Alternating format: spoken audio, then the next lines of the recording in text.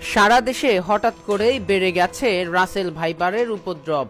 আতঙ্ক ছড়িয়ে পড়েছে প্রত্যন্ত গ্রাম থেকে শুরু করে এমনকি ঢাকা শহরেও। এমন সব পরিস্থিতিতে বিষাক্ত প্রাণী ও পোকামাকড় থেকে বাঁচতে মুসলিম উম্মাকে বিশেষ দোয়া শিখিয়ে গিয়েছেন মহামানব মহানবী হযরত মুহাম্মদ সাল্লাল্লাহু আলাইহি সাল্লাম। ইসলামিক স্কলাররা বলছেন, মহানবী সাল্লাল্লাহু আলাইহি সাল্লামের শেখানো সেই দোয়াটি যারা নিয়মিত সকাল বিকাল আমল করবে, তাদের বিষাক্ত পোকামাকড় ও যাবতীয় হিংস্র প্রাণীর আক্রমণ থেকে হেফাজত করবেন। বিশ্ববাসীকে শিখিয়ে যাওয়া মহানবী সাল্লাল্লাহু আলাইহি সাল্লামের সেই দোয়াটি হলো আউযু বিকালিমাতিল্লাহি তাম্মাতি মিন শাররি মা খলাক।